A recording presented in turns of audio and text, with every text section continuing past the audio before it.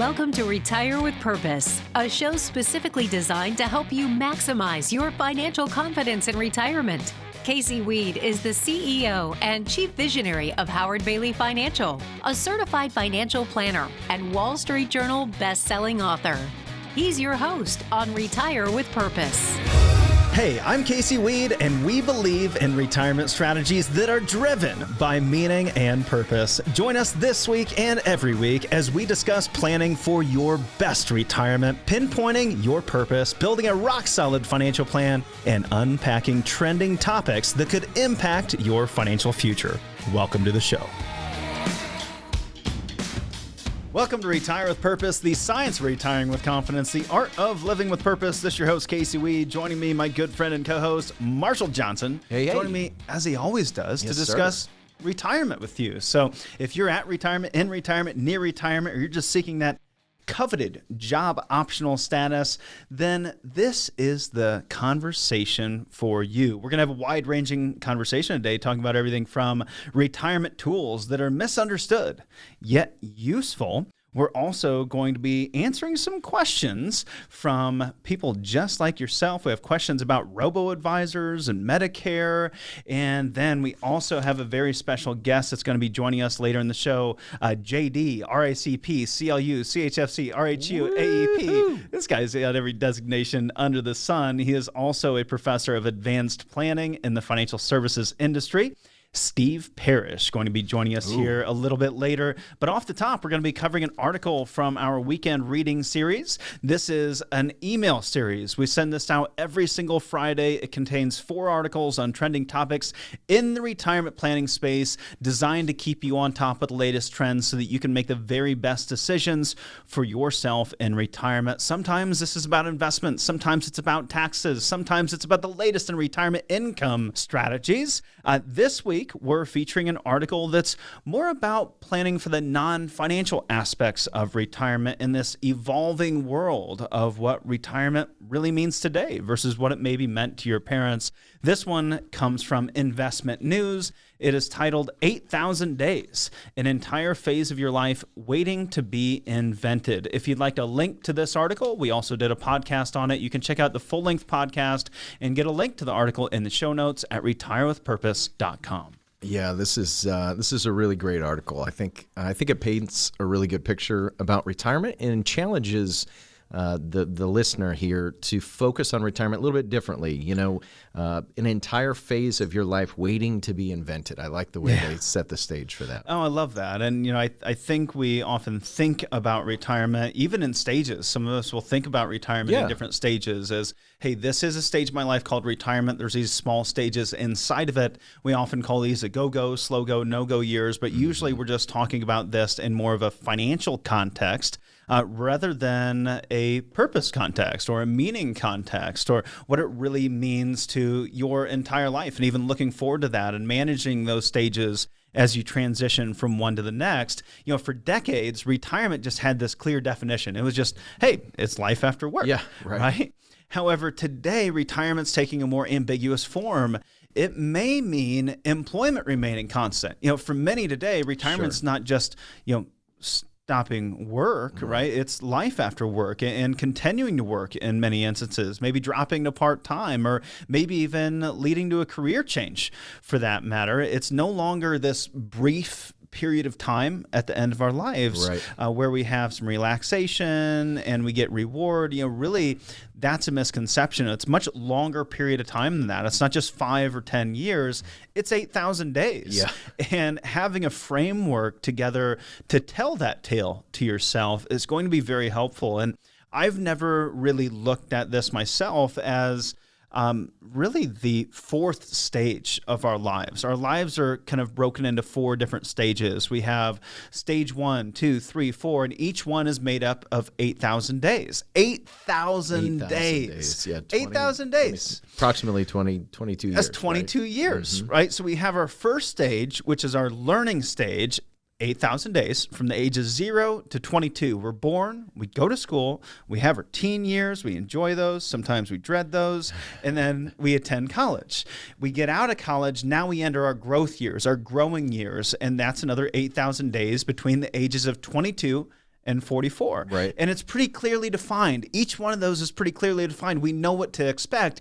Even from a young age, we know what to expect during that growth stage. We can envision it. We have a plan for it. At least from a very high level, we know that, hey, we're going to start a professional career. We're going to get into a relationship. We're going to get married. We're going to buy a home. We're going to have kids. Yeah. And then we get into that next stage from age 44 to 66. And Marshall, maybe you can speak to this transition. Ooh, there was a dig. So this is our maturing stage. Another 8,000 days, age 44 to age 66. Right. We're entering our prime career years. We're enjoying a good income. Maybe you're buying a nicer car, a bigger house, nice vacations. You're getting, maybe even getting some grandkids in there towards the end of that maturity stage.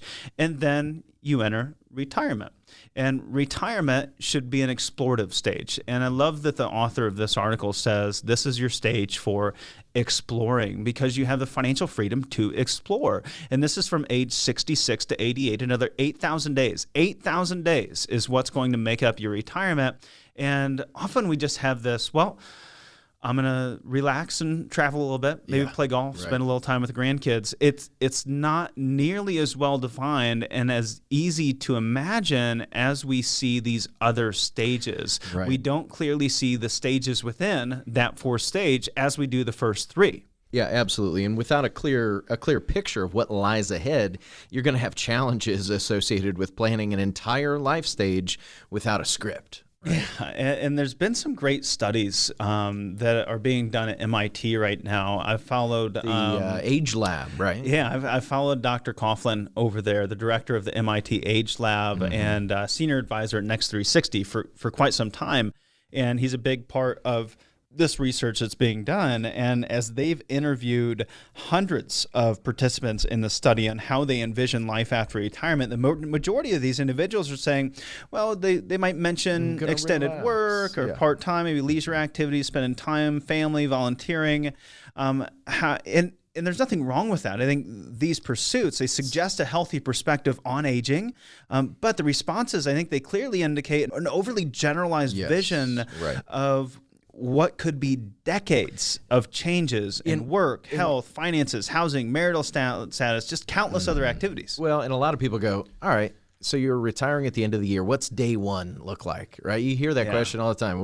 Well, most people can tell you pretty clearly what the first day of retirement looks like. And that's a great starting point. There's nothing wrong with starting out with one day in retirement, but that's usually the easy part. You might be able to clearly envision day one, maybe even day 1,001, but it gets more difficult as we get to, let's go from one day to a week to a month to a year, and now let's look 10 years into the future. What about day 4,567, right? That can be much more challenging. And instead of planning for a retirement that's just a single state, it would be beneficial, I believe, as this article and Joe discusses here, to reframe that conversation to reflect a four-phased concept of retirement. So it's not just four phases of life. Yeah, it's not just a single state. Like this is retirement. It's not just that. With each one of these phases of life, from our learning stage, growth stage, maturity stage to explorative stage, each one of those has stages within it. Yeah, like chapters in a story. I love how it's split into chapters. I love that there's 4 chapters, and that offers a lot of clarity for what that future is going to look like. And this will ultimately impact your financial plan as well. You have the honeymoon phase, you have the big decision phase, the navigating complexity phase, and the solo journey phase. And each one of these comes with some clearly defined features and also areas of planning that are going to need to be addressed. Yeah, we break it down. The first phase, the honeymoon phase, I think people can envision that. Well, it's going to be this great period of relaxation, joy, travel. You're going to see what retirement's all about, right? It's kind of the fun stage. But we've got studies now that show that the average person in their early 60s is likely to enjoy nearly 20 healthy years of life ahead of them. Yeah, that's a long time. That's a good 20 years. That first phase could be, I think it's probably going to be around 10 years. I imagine that honeymoon phase as kind of a success to significance play. Yeah. You know, where maybe you're working a little bit, but you're doing the work you love. You're focusing on making an impact, right? And it's leisure activities as well. The reality is statistics show that ages 65 to 74-year-olds, labor force participation is predicted to hit 30% by 2026. So we're going to see more and more retirees that are in this honeymoon phase that are still working a little bit, but really, truly enjoying their work. This is still retirement, but it's not that traditional retirement phase. It's stage 2 that I see as a traditional retirement, right? Stage 2 is traditional retirement, where we've got more free time. We've truly stepped away from our work. We're spending more time in social scenarios, socializing maybe with family or our friends. Maybe we're thinking about relocating. Maybe we're going to downsize. Yeah, you got to make some big decisions there. It's kind of a celebratory phase. Right. Do we want to stay in this part of the country? We're going to stick around the hometown? Are you going to move to where the kids are now? And then number 3 is navigating complexity. This is where the complexities come because largely around healthcare. Yeah. We have healthcare complexities that come into play. We have estate considerations that we start evaluating, our healthcare power of attorneys, our trust documents, making sure everything's prepared for that 4th and final stage. And preparation is key to that endpoint. Yeah, well, and it would be great if we got ahead of these things. Quite often, we don't even realize this stage is coming until we're already in it. But if we can envision what that stage is going to be like, we can plan well ahead and be prepared, because even though we hope the honeymoon phase is 10 or 20 years, it might only be 5 or 6 years. It really depends on our health, ultimately, more than anything else, and the health of our spouse. And then the last one is our solo journey phase. You know, this is healthcare. This is end-of-life planning. This is legacy discussion, and it might even be reinvention.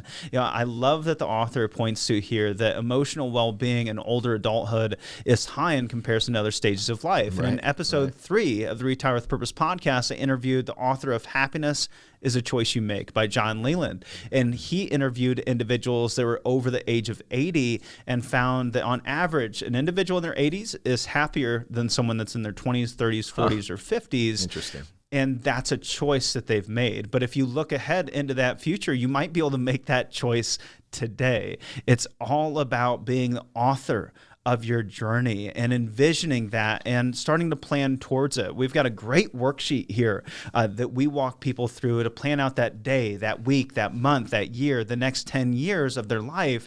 And if you'd like to get a copy of that, give us a call today. We'll be happy to send you out our purpose worksheet. That's 866-482-9559. And maybe you're not quite ready to take that purpose journey. You just want to do a little bit more self-education. We've got a special offer for you readers out there as well. For the next 10 callers, I've got a new Wall Street Journal and Amazon best-selling book, Job Optional, and it's all about gaining the financial confidence to have the choice to never work again. We'll give you the formula for discovering how you can take the money you've earned and turn it into a legacy you can live today. So for the next 10 callers that call right now at 866-482-9559, we'll send you a complimentary copy of my newest book, Job Optional, with no obligation. 866-482-9559. 866-482-9559. Now for our question of the day. At present, what percentage of the U.S. population age 65 will live to see age 90? The answer when we come back. First-time callers are eligible to receive one in-stock book per request. Limit 1 book per week per household, up to 3 books per calendar year. See full terms at howardbailey.com/terms. You're listening to Retire with Purpose, hosted by Casey Weed and Marshall Johnson.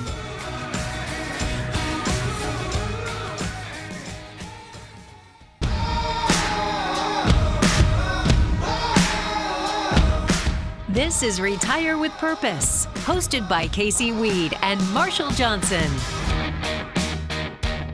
Welcome back to Retire with Purpose, the science of retiring with confidence, the art of living with purpose. This is your host, Casey Weed. Joining me, my good friend and co-host, Marshall Johnson, here with me to answer our question of the day.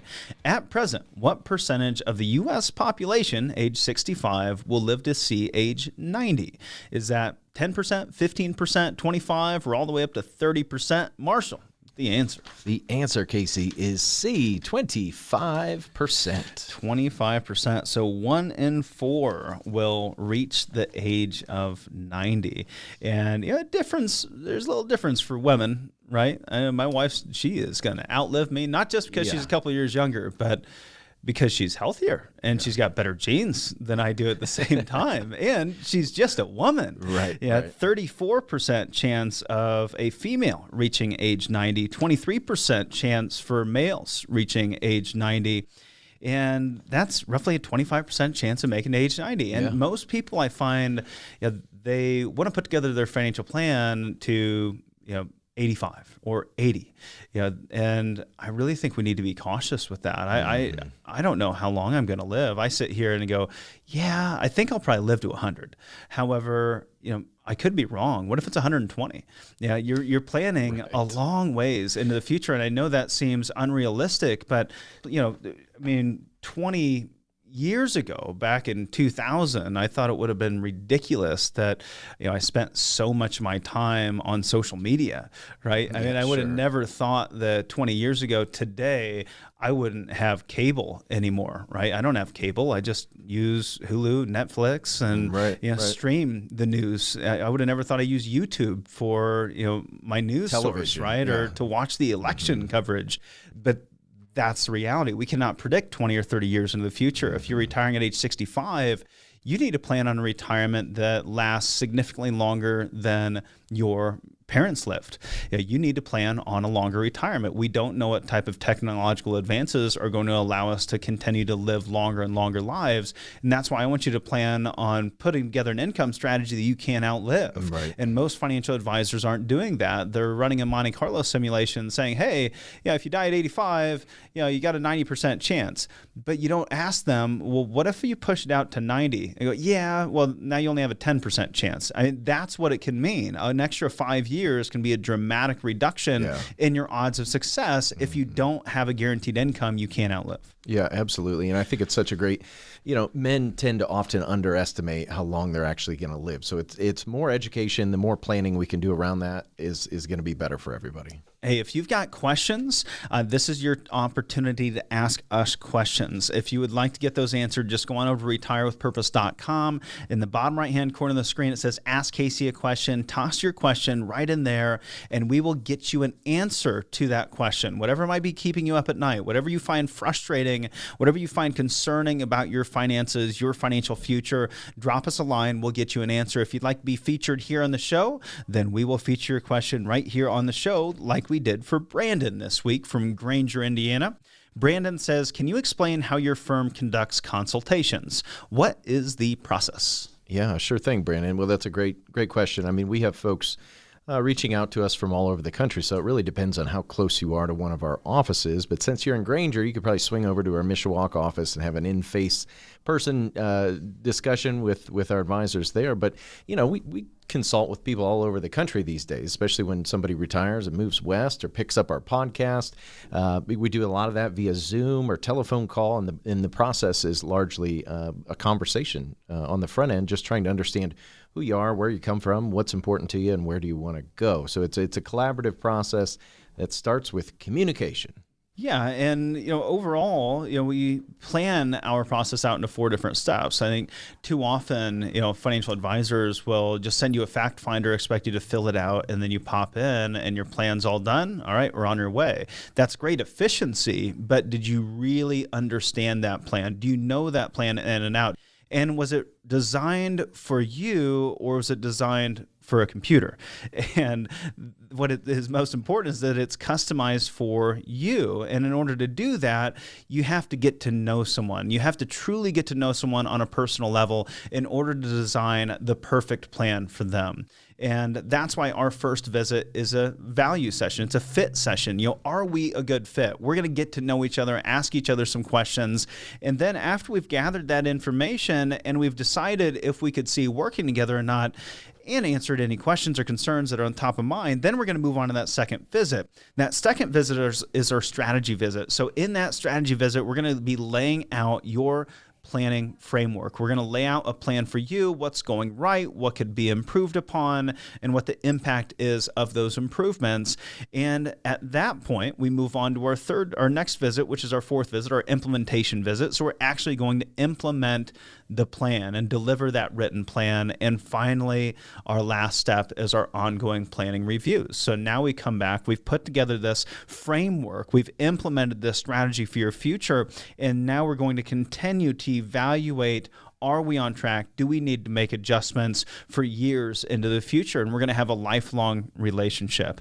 That is our process for our visits. We go from getting to know you to ultimately laying out potential strategies, then implementing those strategies, and then continuing our relationship and adjustments to that strategy for years into the future. Mm-hmm. It's a lifelong relationship. And that's why I think it's so important to take your time in the front end of that relationship. And because it's like getting financially married, right? And you don't just run out and marry someone. You spend some time. There's a little courtship going on there, right? Exactly. I want to make sure that the families that we work with are going to enjoy visiting with us forever, that we're going to enjoy visiting with them forever. There's nothing more important than that relationship and that good fit, because this really is a lifelong commitment that you're making to continue to work together. And the last thing you want to be doing is searching for a new advisor when you're 80, 85 years old. Right. Next up, we've got Teresa in Wabash, Indiana. She says, Casey, what are your thoughts on Robo advisors? I hear a lot about them, but they seem like a better fit for somebody younger versus somebody middle-aged that's more focused on reaching retirement. Yeah. Well, Teresa, I think Robo advisors have been a huge benefit to the financial consumer. Individuals that want to invest and grow, it used to be that you'd have to walk into your local brokerage office and say, hey, I've got some money to invest. And they'd say, okay, how much do you have? And maybe it's $5,000. Maybe they take you on as a $5,000 client because they know, well, I get a 5%, 6% commission. I can justify that. But are you going to continue to get the level of management from them that you hope to get? And the answer is probably no. Now you've got robo advisors out there today where you can go out and invest, fractional shares. So you can invest $100, you can invest $100,000, and you can get started with a portfolio that's being managed with your goals in mind, your risk tolerance in mind. And the cost is going to be a fraction of what it used to be, a fraction of what your mutual fund costs are going to be. And it's going to be most likely better managed and probably more tax efficient at the same time. And I think that's a great tool for younger people. Individuals that are simply looking to grow, that's your only goal. If your only goal is to grow your assets, then your goal should be to invest as much as possible and keep your costs as low as possible. Robo-advisors give you that opportunity. At some point in your life, your goals shift. Now you say, okay, I've got enough. Now I'm more concerned about protecting this thing I've worked so hard to grow more than just making it continue to grow. And that's where an advisor comes into play. You start working with a personal financial planner when you're ready to start doing some liability protection. And that might be liabilities such as healthcare risks, might be market risks, it might be longevity risks, it might be rising tax risk, it might be death risk, estate planning, right? A robo-advisor is not going to help you do that comprehensive planning. Right. And yes, that comes at a cost. But any time we get some peace of mind, it does come with some type of cost. And it's all about the value you're receiving. If you're just working with an advisor that all they're doing is managing your investments, what's the real value you're receiving when you're paying them 1.5%, and you could go to a robo-advisor and pay 0.25% a year and get the same thing, right? If you're working with a real planner that's putting together a comprehensive plan and they've got an intimate knowledge of who you are and what drives you, that's valuable. That's worth paying for. Absolutely. Next up, we've got Daryl in Fort Wayne. Daryl says, as retirement gets closer, what is the best way to manage healthcare costs, especially if you're interested in leaving the workforce prior to Medicare kicking in? I know there are a variety of ways to look at this. What would you suggest? Yeah, well, I would suggest you do some planning around this, and I'm glad you're you're taking this in serious consideration, Daryl, because most people, they just go, well, I went on the exchange, it's going to cost X, right? The same thing is what we often see, the same thing as people step into retirement. They go, well, I'm just going to sign up for Medicare. And both of those individuals could be paying twice as much in healthcare premiums as they actually need to be paying because they actually haven't planned around it. And there's a lot of opportunity for that planning today due to the healthcare regulations we've seen go into effect over the last decade. And so you want to make sure you're doing some real planning. And I think this takes a team. It takes working with a financial planner and also your CPA and your healthcare specialist to make sure all three of them are communicating in order to make sure we're keeping that income structured in such a way to minimize the amount of premium you have out of pocket, whether you're on Medicare or whether you're on a more traditional insurance. Yeah, we do a lot of planning too with those individuals that are planning to retire early, and they know that in their late 50s or early 50s, mid 50s, well, they're starting to overfund their HSAs too, and making sure they've set money aside that can be used for healthcare expenses in those years. Because listen, most people want to keep the premiums as low as possible, so they're taking higher deductibles. Well, if you've got money set aside in HSA, then you're able to weather those storms a little bit easier. Yeah, if you've got questions about healthcare, if you want someone to walk you through a planning process, if you have concerns about market risk or rising taxes, we've got an offer for you today. We're going to offer a complimentary financial review to our radio listeners right now. For the next 10 callers, meet with an independent financial advisor on our team, either in person or through a video meeting from the comfort of your home, and we'll help you determine how prepared you are to handle retirement pitfalls like inflation, healthcare, stock market crashes, and taxation. In short, we'll take the guesswork out of financial planning for you.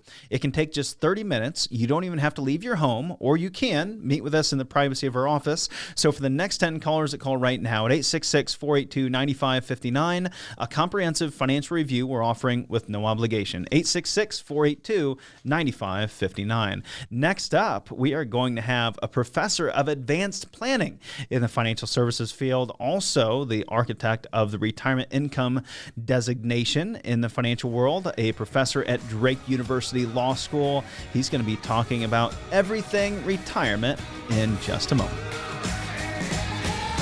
You're listening to Retire with Purpose, hosted by Casey Weed and Marshall Johnson.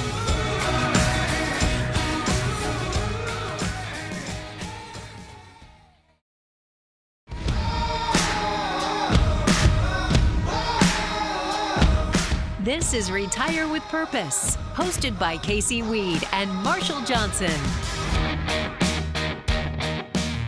Welcome back to Retire with Purpose, the science of retiring with confidence, the art of living with purpose. This is your host, Casey Weed. Joining me, my good friend and co-host, Marshall Johnson, and another very special guest today. Oh, yeah. We have Steve Parrish here joining us today. This gentleman has maybe more designations than I've ever seen. He's a JD, an RICP, CLU, CHFC, RHU, AEP. He is the adjunct professor of advanced planning at the American College of Financial Services. He teaches in the Chartered Life Underwriter curriculum, the Retirement Income Certified Professional program, both of which I have underwent myself. He is also the co-director of the New York Life Center for Retirement Income. He teaches estate planning at Drake University Law School and is an ongoing contributor to Forbes, which is where I actually had the pleasure of getting initially introduced to Steve. And we're actually going to cover one of his articles here in just a moment. We cover a lot of his articles. Oh, we've covered so many of his articles because he's such a great author, and he approaches everything from an academic standpoint, which is what I truly enjoy. That's why we have so many academics on the Retire with Purpose podcast, because we want to deliver to you some truly unbiased content. One of our top downloads, if not number one right now, is David Littell, who is the professor of retirement income, sharing how he built his own retirement income strategy and is now enjoying retirement for himself. Steve Parrish is going to be released as episode number 176 of the podcast. Check it out at retirewithpurpose.com, or you can go ahead and listen to the full-length interview today on our Facebook page, Howard Bailey Financial. One of the questions that we want to feature here and spotlight for you today from the interview was about prejudice when it comes to investment vehicles, which really addresses why he wrote the article that we're going to talk about in just a moment, retirement tools that are misunderstood yet used useful. We talk about prejudices here, and one of those areas of prejudice you often hear has to do with annuities, and he addresses that as well. I suppose today, probably the biggest one you hear that's really changing quickly is the whole area of annuities. And I can say that because at the American College, you've had several professors who've talked about it. And we do the numbers and we look and go, in the right situation, it makes sense. But for various reasons, and I'm not even sure what they all are, annuities kind of got a bad name and they're kind of clumped in with others. And so that would be one of the misunderstood ones where you have to say, all right, let's call it whatever you want to call it. But if you need a tax advantage lifetime income, there are only so many products that can do that. Let's talk about what it is. So yeah, there are a lot of those kind of things out there. And I'm sure I have my own prejudices. In fact, I will say, Casey, that I had a prejudice against reverse mortgages until I got to know the professors at the American College, and they showed me some of the numbers and went, oh, okay. I read some just general articles. I really didn't do my research until they showed it to me. And in the right case, it can fit. You think he's talking about Wade Pfau over there, Casey? Oh, definitely talking about Wade Pfau's book on reverse mortgages, which opened my eyes as well. I said, I agree. I always just shut them down. I'd say reverse mortgages are bad, or variable annuities are bad, or variable life insurance is bad. Like I have had my own prejudices towards investment tools, investment products, which is one of the things David Littell said. If you've got an advisor that is biased and says that this is bad, we don't sell this, we don't do that, then you need to go find another advisor, because an advisor is supposed to be approaching a conversation from a place of, an unbiased place, right? They should be there knowing all the tools that are out there, the ones that might be best to fit in your unique situation, and be able to utilize that whole toolbox for whatever situation you find yourself in. You'd never work with a builder that said, oh no, we don't use saws here, we don't use hammers here, we're just a screwdriver shop. You want the builder that's going to build that custom home to have all the tools at their disposal, or you're never going to end up with that custom house that you really desire. Yeah, I think he makes a good point too. It's, as he talked about with reverse mortgages, he had this bias, or he just knew some generalities. And I think that holds true with annuities too. I think a lot of people go, well, my dad had one, or I guess I've been told to stay away from it. I drive by that one building that says they don't do it, and I should hate them too. And so you get these biases, but the reality is that it starts with education. So you start to learn what the tool is, why is it good, why would I use it, and why wouldn't I use it, pros and cons, and then make your own mind up. Yeah, and he focuses on focusing on the source, and really recognize why the source might have a bias here in just a moment. But before we get to that, in one of his articles, he highlighted several different income strategies. And we actually did a podcast on this, that your personal strategy, your retirement income strategy, should fit your personal strategy, and that there isn't a one-size strategy that works for everyone. And one of those strategies that worked for these individuals was a 4% withdrawal strategy. But he went on to explain, it's really, the 4% rule is more of a concept than it is reality.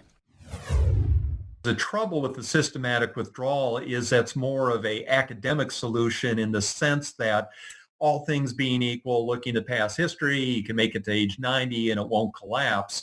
But the fact is, what if you have that money in something like 10-year bonds, and it's going to take a while before you could recover that. And if you surrender it early, you're going to take a market hit.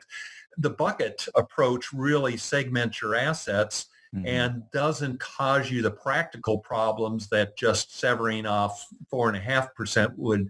Let's be, and I know you're aware of this, but in reality, no one just takes 4.5% of a mutual fund. That'd be crazy, because you'd be taking all kinds of risk and all kinds of hits you don't need to. What you would do is put on some guardrails. You would make sure some of that money is still liquid. You might put some money in deferred annuities. In reality, the 4.5% is more of a concept than it is reality. So again, we're talking to Professor Steve Parrish here, and the reason I brought this to him was in the strategies that he had outlined in his article. One gal ends up with a 4% strategy on a 60-40 portfolio. Another gal ends up with a bucket strategy where she's got her fixed income in bucket one, so she's going to spend down the first one over the first 10 years, second one over the, she's not going to touch for 10 years, use that for the next 10 to 20, and then a third bucket that's all equity she's not going to touch for for at least 20 years, if ever.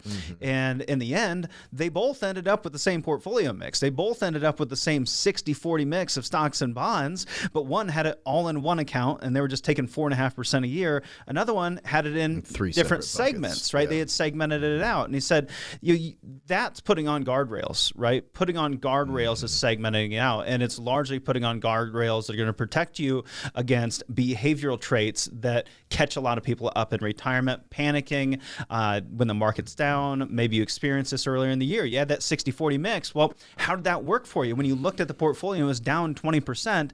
You might have made some bad decisions, or at the very least, you had a lot of anxiety and a lot of stress. That's a good sign that your strategy needs to evolve. Yeah, and so if you have that in a separate account, then you understand, okay, this is my more aggressive piece. It's down. I understand that I'm not touching it for 30 years. So psychologically, those guardrails certainly help. Yeah, and quite often we have individuals that'll bring us articles on certain topics, whatever it might be, mutual funds or ETFs or Roth conversions, and they say, I don't know if I want to do this because this source said this. And Steve Parrish shared with us that you really need to check your sources. So how do you know that the information you're receiving, that you're reading online or getting from a friend is fact, or is it biased? The general consumer, and I don't claim to be an expert on social media, but a lot of that, and people have gotten smarter about that, is to check where the source is. In other words, you read an article and where really is that coming from? Are they making these big, massive conclusions that say reverse mortgages are a ripoff or reverse mortgages are always good? Then you worry about it. I think if it's that process of sifting through it. And I have to say one other thing is, and it depends on who you're talking to and what their situation is, but in many cases that's what the advisor can help on. And the advisor can come from many different areas, but I think it used to be that advisors, they were the keeper of the information, but then they invented the internet. So we all have access to all the information. It's more, you may need somebody to help you interpret the information. Huh. Well, and this is why I've included so many of Steve's articles in our Weekend Reading for Retirees series. That email we send out every single Friday. You can sign up at retirewithpurpose.com. I always check the source. And if I find that there's a bias in the source, maybe they're only securities licensed, only insurance licensed, or they're a broker rather than an investment advisor, they work for XYZ firm, I get to share that with you and say, hey, read this with this context in mind. And I think that can be very helpful and help you avoid some of the pitfalls that can come from hopping on Google and doing a quick search. Now, the next step is finding the right advisor. And I wanted to ask Steve, he's got all these designations, right? Is there importance in the designation? What do you look for when you're trying to find a retirement planner? How do you find the one that has the right knowledge, right experience, and all the tools necessary to build that truly custom, comprehensive plan?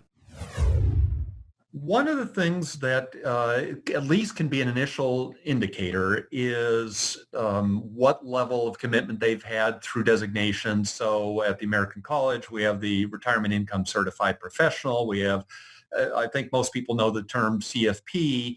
So those indicate at least the person made a commitment to their own career. It doesn't suddenly make them a perfect person or anything else, but it's an indicator of that. A second, obviously, is referrals. Other people that have used that, I would be a little careful with that because what's good for Henry isn't necessarily good for Sally. But that's a way of looking at it. And then your own research on it where and frankly, you can do broker check to see if there's any complaints with FINRA. FINRA is the government organization that monitors all this, checking to make sure they're doing well. You do your homework on that just like you would on, I just recently bought a boat. Well, guess what? I looked at it a lot of different ways and I saw, I asked for people's referrals. I checked it on the web. It's the same kind of process. I am amazed at how many individuals do not do the research when they hire a financial advisor. Mm-hmm. And then they'll come and visit with us later and say, "What did you do any research? Why did you choose your financial advisor?" Well, Sally next door told me that she was a good gal. Sure. And then we say, "Well, did we check broker check?" And we find that they've got a litany of complaints and suits against them. They've only been licensed for a year.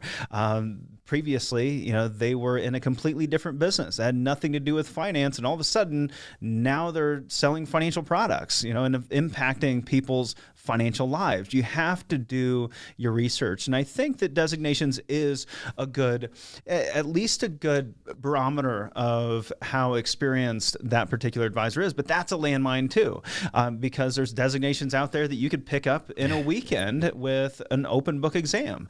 And then there's designations like the CFP designation that can take a couple years, or the CFA that can take multiple years to accomplish. And if you want to work with someone that has that education, those experiences, then this is an opportunity for you. For the next 10 callers who call us right now, we're going to offer a complimentary financial review of your entire financial and retirement plan at no cost. This is just a chance to get an education about your money so that you can make the best decisions for yourself in retirement and pre-retirement. First, we'll provide a risk analysis. Second, we'll do a tax analysis. And third, we'll do an income analysis, all designed to help you spend with confidence in retirement. We offer complimentary virtual financial reviews online with an independent financial planner every day. It can take just 30 minutes. You don't even have to leave your home unless you would like to.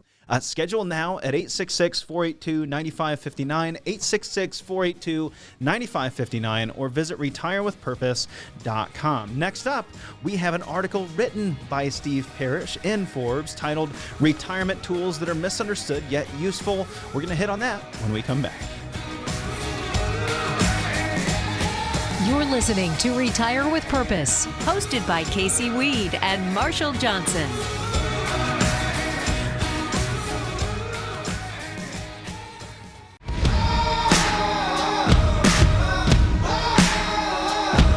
This is Retire with Purpose, hosted by Casey Weed and Marshall Johnson.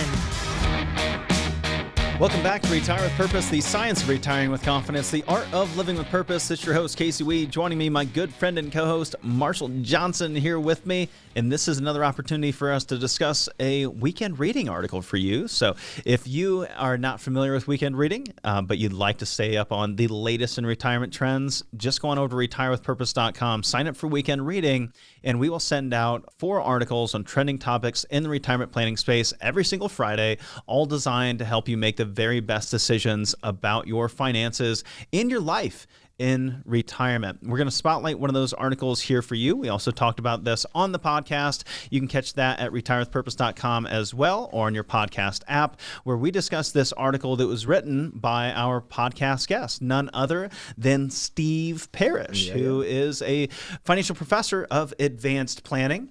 And he wrote an article in Forbes, Retirement Tools That Are Misunderstood Yet Useful. We've used a lot of Steve's articles because Steve really comes from this kind of aggressive, unbiased place.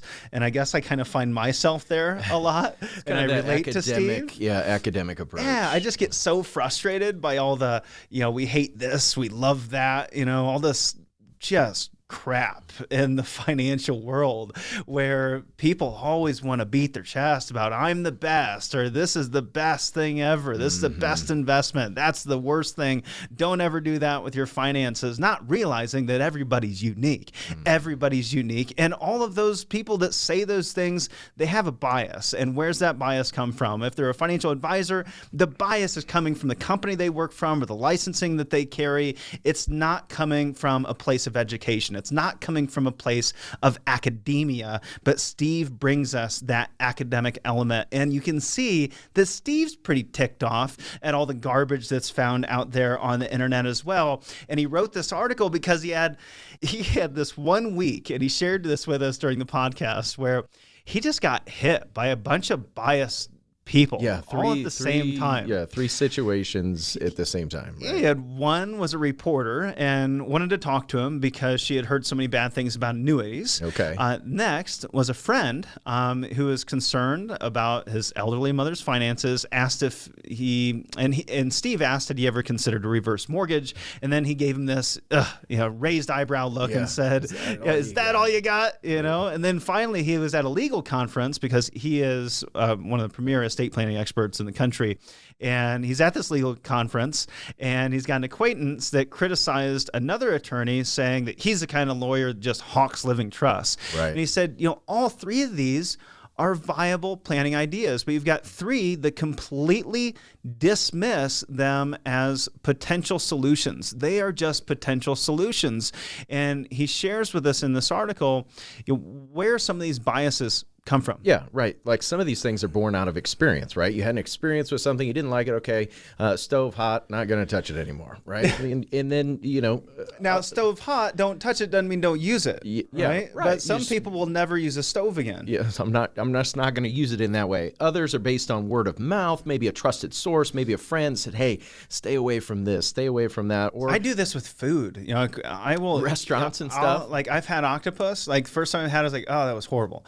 And then I'll try it again, and I just keep trying You'll it just to see keep if going back maybe to it'll it. get better. Yeah. I had not that long ago, we ate crickets and I said, I don't think I want to eat that again. But if it was in front of me, I'd try it again because maybe I was wrong. Maybe I had a bad cricket. Maybe it's not that all crickets are bad, but that cricket wasn't the best one. It wasn't well prepared. It was great. I actually have an affinity for crickets, and I think we've got it twisted here in the See, US. that's what I like about you. You're open-minded, right? You're so open-minded, you'll shove a cricket in your mouth. And that's kind of the same way you look at financial tools, right? Look at all of them, understand. I mean, think about that. If I just followed word of mouth or, my personal experience or what I might pundit, find online, it's like, maybe I would never try it. But if you don't try things, you'll never know. You just got to keep your mind open. And when it comes to retirement, I mean, heck, retirement's hard enough, right? This is a challenging process. You've got a lot to consider when you're planning for 30 years of your financial life. Why would you ever limit your options by just premature rejection of ideas? That's all. They're just ideas. They're just stuff, right? And you want to consider all the stuff to make sure you've got the best stuff. Well, and I think there's some people that realize, hey, this isn't like mom and dad's retirement. We don't have pensions. We've got interest rates that are on the floor. We don't have double-digit interest rates where you can just ladder bonds out, CDs and bonds out, paying 8, 9, 10%. I think people are starting to realize, hey, the challenges are different that we're facing than mom and dad did. Let's at least be open-minded. And the tools are different. And off the top, he addresses several different areas. He addresses insurance. He addresses housing. He addresses the law or legal planning.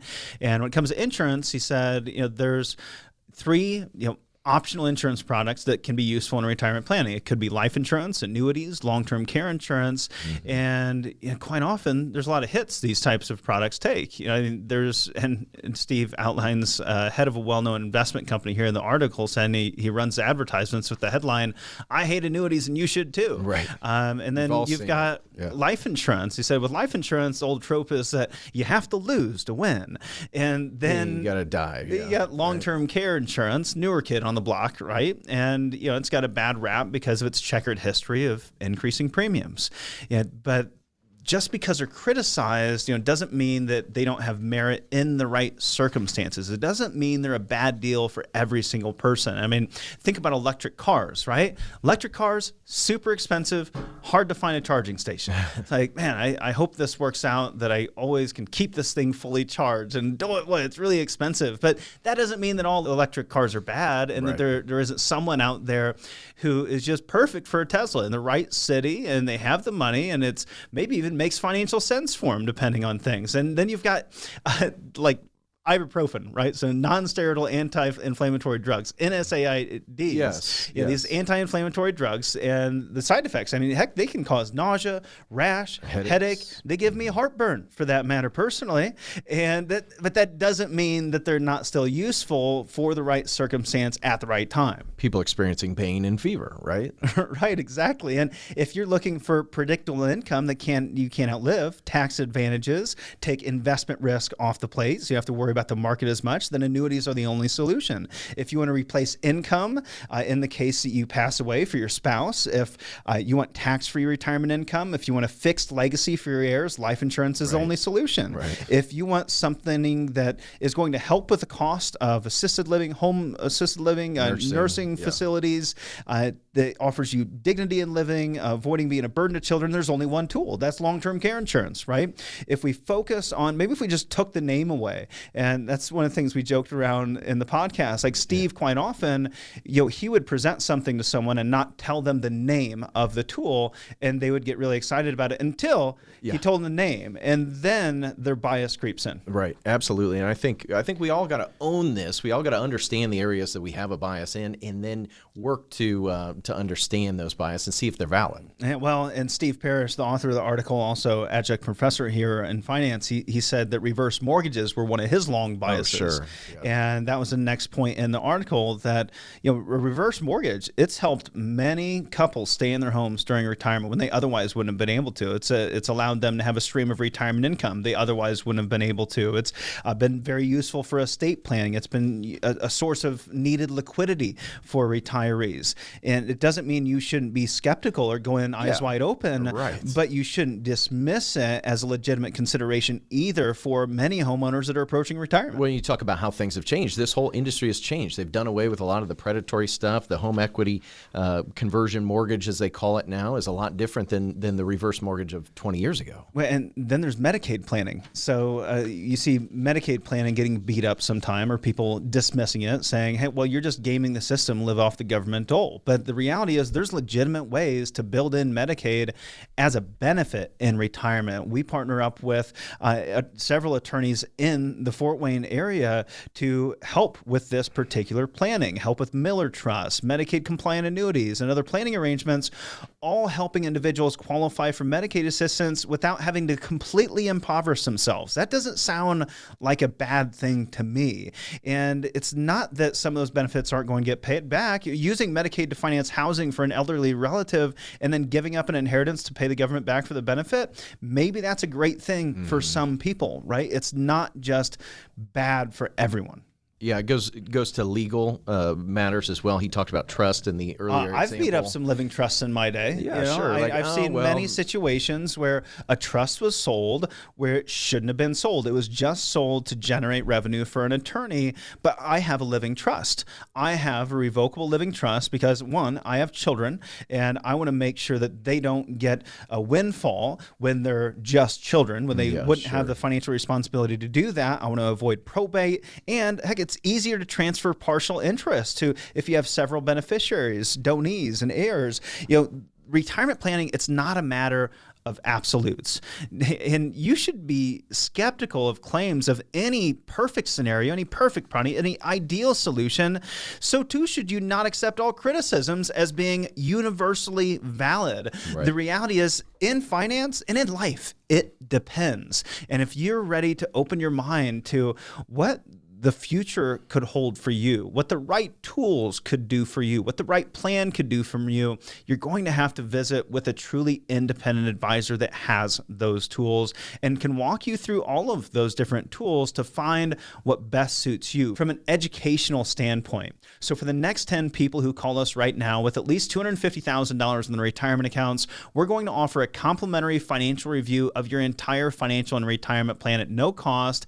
This is simply a chance for you to get an education about your money so that you can make the best decisions for yourself moving forward. So for the next 10 callers with at least $250,000 saved for retirement, we're going to make some time on our calendar to walk you through how much you're paying in fees and commissions, if you're taking any unnecessary risk with your nest egg, and to understand the tax implications of your retirement savings and whatever else might be keeping you up at night. We'll make some calendar time right now for the next 10 callers at 866-482-9559, 866-482-9559. We'll be right back here with you next week on Retire with Purpose.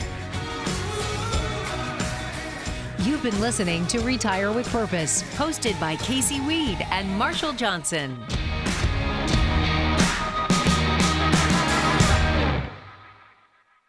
Investment advisory services offered through Howard Bailey Securities, LLC, a registered investment advisor. Working with Howard Bailey Securities, LLC cannot guarantee investment success or that specific financial goals will be achieved. Certified Financial Planner Board of Standards, Inc. owns the certification mark CFP and Certified Financial Planner in the U.S., which it awards to individuals who successfully complete CFP Board's initial and ongoing certification requirements. Howard Bailey Financial is a registered trademark of Howard Bailey Financial. All rights reserved. Information is not intended to provide specific legal or tax advice. Howard Bailey Financial nor its advisors are qualified to give tax or legal advice. You are encouraged to consult with your tax or legal professional for guidance on your individual situation. This radio show is a paid placement.